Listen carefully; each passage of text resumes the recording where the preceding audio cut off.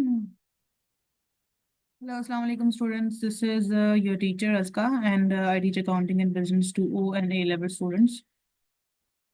So this is my new video, of course, on business. After solving all the papers of A levels business, I will be moving towards the accounting. But right now, I just need to complete the all variants and all papers of AS and A2 business. Okay. So as usual, I already solved the questions. And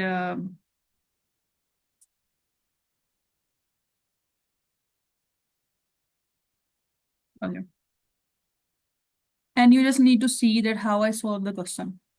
So this is October, November 2024. This is a list Taylor's paper, and we have 1 hour 15 minutes to solve this whole paper. And this is variant 3. Okay, so as you can see that we have the case study, Fletcher, Brenton. So as usual, I suggest you to read the whole case study by your own, and after that, just watch this video. And we have two questions here, question number 1 and question number 2. Okay, so this is 20 marks question. So the first question is that we have to evaluate the impact of FB's finance and accounting strategy on its performance between 2016 and 2022. So you just have to see its timeline from 16 to 2022, and you have to see all the appendix. But now I'm going to move towards the solution.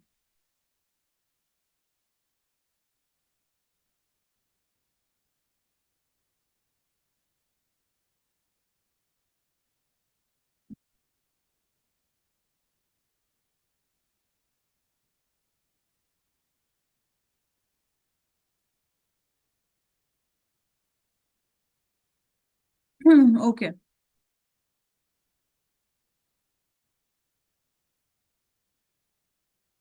So first of okay, so I'm going to evaluate the FB's financial strategy. So FB's financial strategy revolves around two key principles: avoiding the long-term borrowing and maintaining the high dividends payments. You can just point out these things easily from like by reading the case study.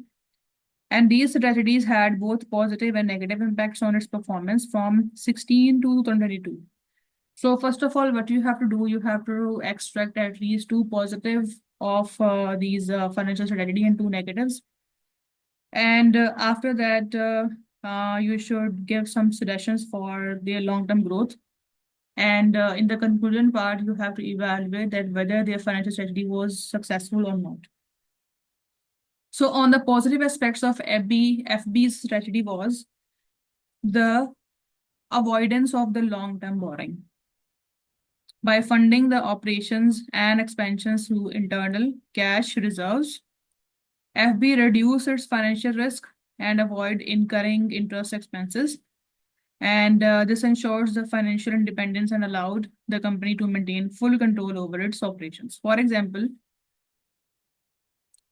the 2028 workshop expansion was funded entirely through cash, aligning with this strategy, and this conservative approach safeguarded of FB's brand image and appealed to customers who valued a debt-free, independent business. However, while this strategy reduced financial risk, it constrained the liquidity during the economic downturns, limiting FP's ability to adapt to market changes or seize the new opportunities. The next positive feature of this strategy is that another positive feature of the FB strategy was its consistent payment of high dividends with $5 million distributed annually, even during loss-making years, and this reflected strong financial governance and reinforced shareholder trust, especially for the CEO, Stephen Fletcher, who is a sole shareholder. Regular dividends also bolstered FP's reputation as a reliable and premium brand. For instance, despite the financial challenges in 2016 and 2022, the dividends remained steady, showcasing the company's commitment to its stakeholders, However, this approach strained the cash reserves, limiting reinvestment opportunities in innovation and marketing, and which were crucial for sustaining the long-term growth. Despite these trends, FB's financial strategy also had notable weaknesses. One significant issue was the decline in liquidity and cash reserves. Cash reserves fell from 6.6 million in 2019 to just 0.8 million in 2022, leaving the company vulnerable during periods of economic volatility. Volatility. Liquidity ratios were also concerning, with the current ratio dropping 0.91 to 1 in 2022 and below the ideal benchmark, which is 1 into 1, indicating difficulties in meeting the short-term obligations. For example, the cash-funded workshop expansion in 2018 and the low sales of 1/16th anniversary watch in 2020 further depleted the reserves. The lack of liquidity, coupled with the inconsistent profits, highlighted the need for better cash flow management. Another weaknesses was the volatility in the profitability. FB's revenue and profits fluctuated significantly, with a loss of $3.6 million in 2016, a profit peak of $7.2 million in 2019, and a marginal loss of $0.1 million in 2022. The gross profit margin declined by 30 from 4% in 2019 to 29% in 2022, indicating rising cost or reduce the pricing power. FB's reliance on high-end limited edition watches made its revenue highly sensitive to global market changes. For instance, during the COVID-19 pandemic in 2020, revenue and profits fell sharply due to declining demand, exchange rate volatility. And this volatility emphasized the need for more diverse product range to reduce reliance on the luxury products. So now from here, I'm going to start my suggestions for this business. So to improve its financial performance, FB should consider adopting a balanced borrowing approach. For major investment like workshop expansion, the company could explore low interest long-term loans to preserve the cash reserves. Additionally, FB could temporarily reduce the dividend payouts during loss-making years to conserve cash for reinvestment and operational stability. And diversifying its product range by reducing the mid-range high-quality watches could attract a broader customer base and mitigate the risk of relying solely on high-end limited edition. Strengthening the liquidity management by maintaining higher liquid assets and improving the adaptability to technological changes in sports watch, which market would also help FB compete more effectively.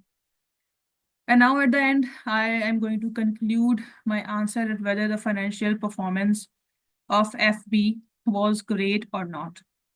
So in conclusion, FB's financial performance between 16 and 22 was mixed.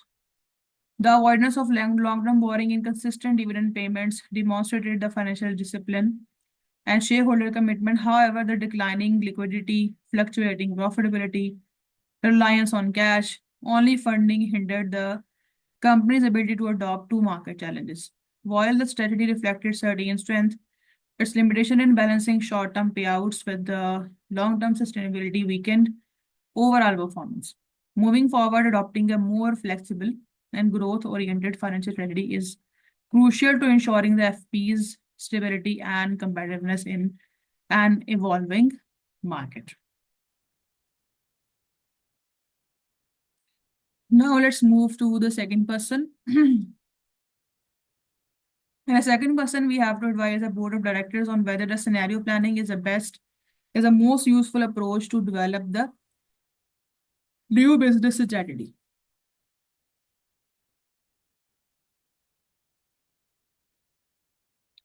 So first of all, I have written the definition for scenario planning, that what is scenario planning.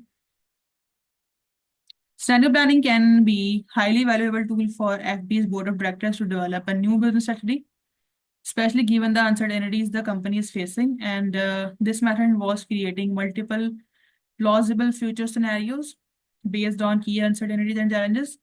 allowing the company to proactively prepare and adopt. However, its effectiveness depends on its alignment with FP specific circumstances and challenges. So now, first of all, I'm going to explain the benefits of scenario planning for FP. So the first benefit is that it will address the uncertainty in the global economy. So scenario planning allows FB to account for volatility in global markets, including exchange rate fluctuations and income stability by exploring the different economic scenarios. FB can develop the strategies to safeguard its financial health, for example, under a scenario of prolonged economic downturns. FB could prioritize cost optimization and liquidity management. While in a scenario economic recovery, it could focus on expanding its product range or entering in the new markets. The second advantage of using the scenario planning is it will help to adopt the technological advances. So rise of digital technology in the sports watch market poses a significant challenge for FB. Scenario planning can help the company anticipate potential technological shift and decide whether to lead or follow advancement in this segment. So for instance, FB might prepare for future where digital sports watch dominate by investing in R&D or forming the strategic partnership with tech companies. So here, basically, you just need to write the two advantages for scenario planning, but I have written four. So the third one is, the third benefit of scenario planning will be that it will give the benefit of preparing for leadership transition. So with Stephen Fletcher planning to retire in 2025, succession planning is a critical issue. Scenario planning can evaluate the implications of appointing a new CEO, selling the company, or closing the business. So each scenario can outline potential risk and opportunities, enabling the board to choose the best course of action. Now we are going to see the limitations of scenario planning. So the first limitation is the resource intensive. Scenario planning requires significant time, expertise, and resources to develop the accurate and meaningful scenario. So for a company like FP, which is already facing financial constraints, this could divert the resources from more immediate priorities. The second disadvantage, that there is uncertainty of outcomes. So while scenario planning can prepare FB for various possibilities, it cannot predict the exact course of events, of course. So over-reliance on scenarios may lead to strategic rigidity, where the company struggles to adapt to unexpected changes outside the planned scenarios. And the third disadvantage is there is complexity in implementation. So implementing the strategies for multiple scenarios can be challenging, especially if FB lacks the operational flexibility or leadership expertise to pivot quickly. Now we are going to discuss some alternative complementary approaches rather than only concentrating on the scenario planning. So the first complementary approach will be market research and competitor analysis. So conducting in-depth market research and analyzing the competitor strategies can provide FB with actionable insights to address current challenges without the extensive effort of scenario planning. Number two is agile strategic planning. Adopting an agile planning approach allows FB to continuously adopt its strategy based on the real-time market feedback and changing condition, and rather than relying on the predefined scenarios. The third one is focus on the core competencies. So instead of exploring the uncertainties futures, FB could focus on strengthening its unique selling points, exclusivity, innovation, and craftsmanship to differentiate itself in the luxury market watch. So the recommendation to the board will be that they should adopt the scenario planning as a supplementary tool.